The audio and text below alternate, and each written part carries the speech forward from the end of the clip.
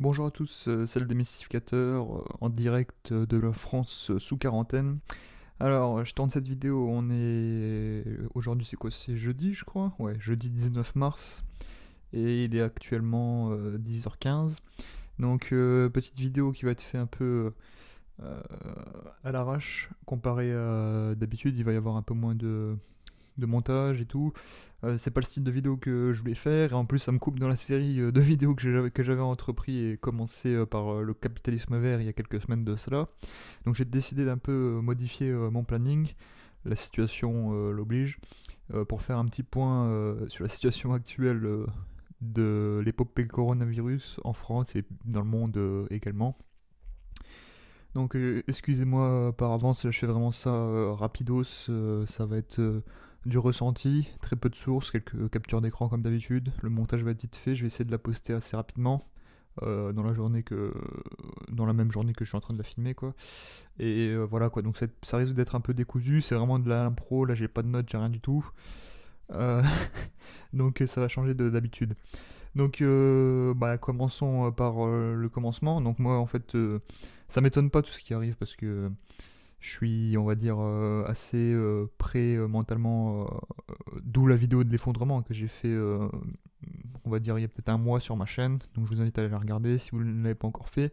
Tout ça, en fait, ça me surprend pas.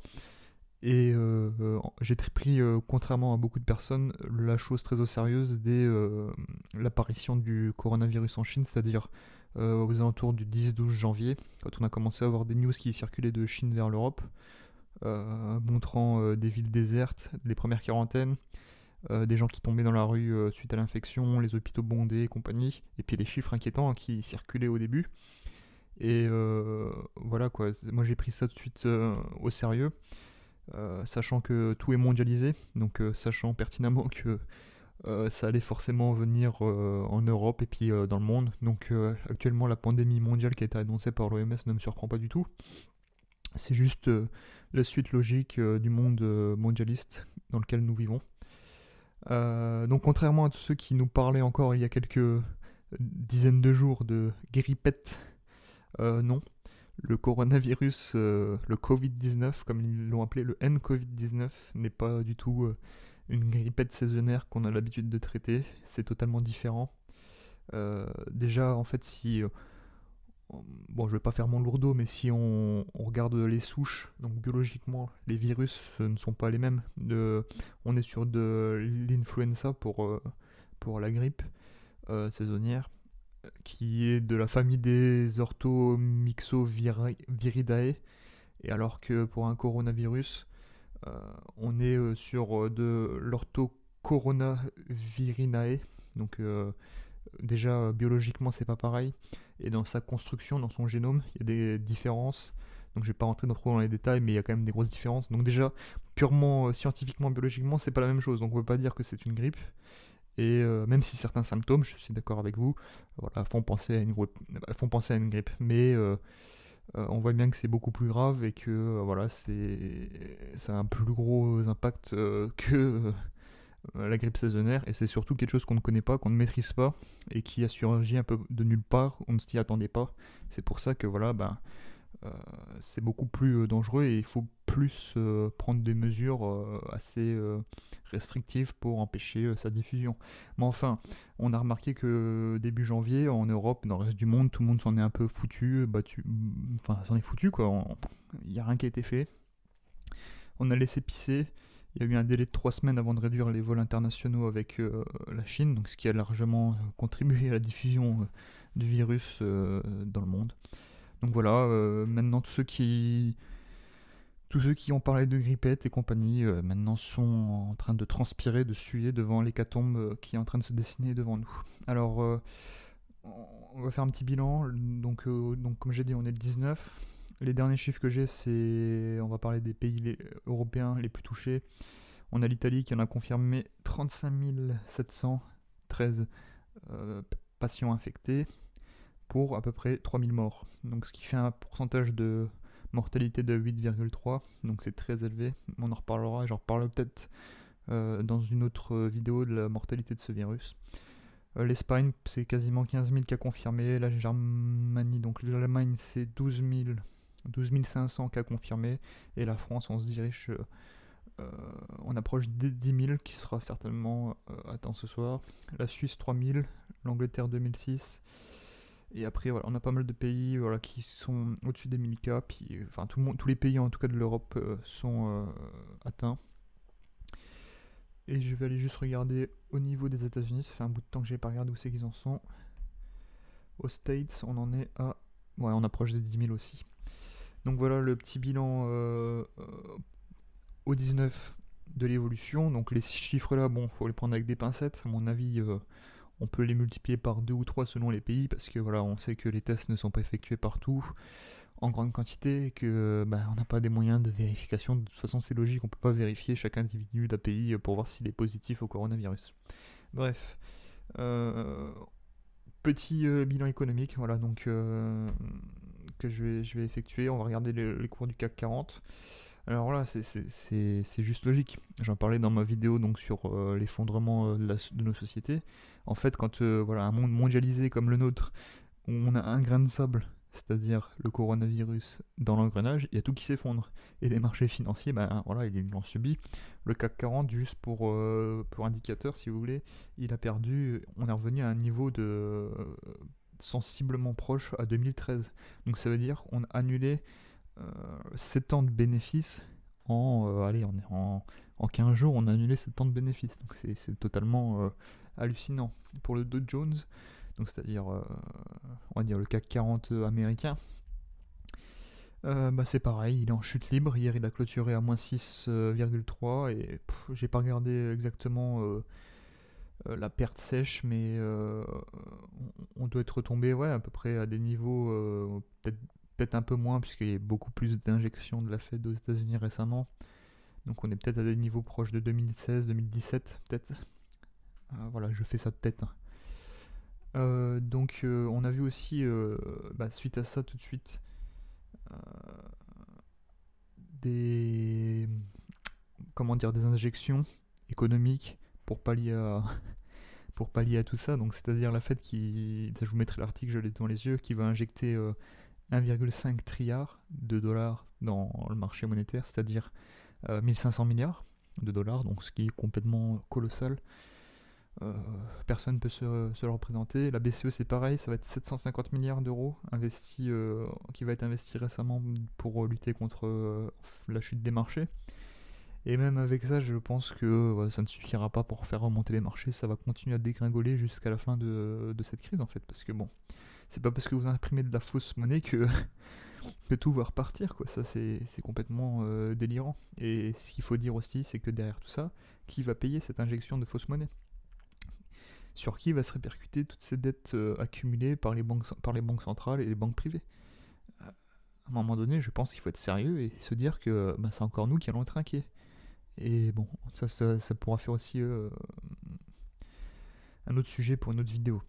Donc je voulais pousser un petit coup de gueule aussi, c'est que voilà, on a agi trop peu et trop tard. Ça, c'est Charles Sana qui le dit, je reprends son idée, c'est pas mal. Trop peu, trop tard, c'est-à-dire que dès janvier, on aurait dû faire quelque chose, prendre au sérieux cette crise sanitaire. Et en fait, ce qu'ont voulu nos dirigeants, c'était de sauver l'économie, parce qu'ils savaient très bien qu'en prenant des mesures restrictives comme la fermeture des frontières, les grosses quarantaines, l'économie allait tomber. Et donc tout ça au détriment des gens, de nous. Le problème, c'est que ils ont ni sauvé les gens, parce que maintenant c'est trop tard, tout le monde va être touché. Et ils n'ont pas sauvé non plus l'économie, parce que ça s'est cassé la gueule. Donc finalement, ils ont tout perdu, ils ont mal agi, et voilà quoi. Enfin, c'est pas encore l'heure de rendre des comptes, mais je pense que voilà, tôt ou tard, ça leur retombera sur le coin de la gueule. Je voudrais faire un peu quelques projections dans l'avenir. Donc bientôt, je pense que ça va être un peu la loi martiale. Donc je ne sais pas si juridiquement en France on veut parler de loi martiale. En tout cas aux États-Unis, oui. Donc pour moi, la loi martiale va être, enfin, ce qui s'apparente à une loi martiale va se mettre en place un peu partout dans le monde, notamment en France, en Allemagne. En Suisse peut-être, certainement, enfin, je mets ma main à couper aux États-Unis, tout simplement parce que on nous annonce pour l'instant des quarantaines de 15 jours. C'est juste pour pas qu'on s'affole. Ça va être minimum un mois, voire plus. Et c'est pour ça que j'ai minimum un mois. Et à un moment donné, en fait, au bout de 15 jours, vous allez tous péter un plomb. Et vous, et vous allez vouloir sortir et que, pour faire autre chose que d'aller en course ou chez votre docteur, en fait. Et donc à ce moment-là, les États vont prendre les choses en main et vont déployer l'armée dans les rues pour faire des contrôles et puis voilà peut-être et plus si affinité j'ai envie de dire. Donc je pense qu'on se dirige vers ça. Peut-être d'ici une dizaine de jours, une quinzaine de jours, il y aura voilà, un semblant de loi martiale appliqué un peu partout. J'aimerais rebondir aussi sur le pari fou des Britanniques qui se sont dit bon, on va essayer de. En fait, il faut que les gens s'auto-immunisent tout seuls, donc allez-y les gars, attrapez-le tous et puis et puis votre corps il va faire le travail. Bon, ça c'est un pari un peu fou, un peu risqué. Et à mon avis, ils vont le payer très cher et ils vont le regretter très rapidement. Donc on verra si j'ai raison sur ce point-là. Ensuite, concernant les fausses bonnes nouvelles, c'est-à-dire la Chine, moi je pense qu'il faut se méfier des annonces qu'on est en train de nous faire vis-à-vis de la Chine. Euh, c'est pas possible qu'on soit stagné à 80 000 personnes infectées et quelques milliers de morts quand on a mis 400 millions de personnes en quarantaine, que ça a duré plus de 2 mois.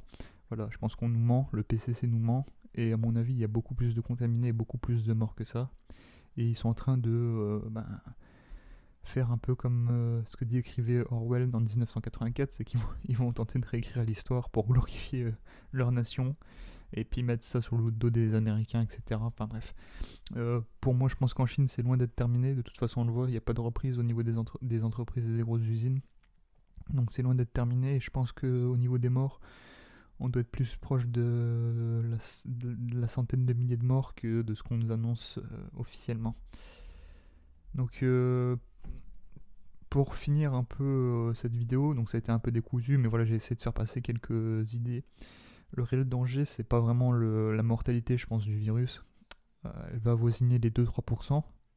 Donc bon, ça va faire quand même du dégât, mais ça va être essentiellement des personnes qui ont déjà des problèmes respiratoires, des maladies chroniques, etc. Donc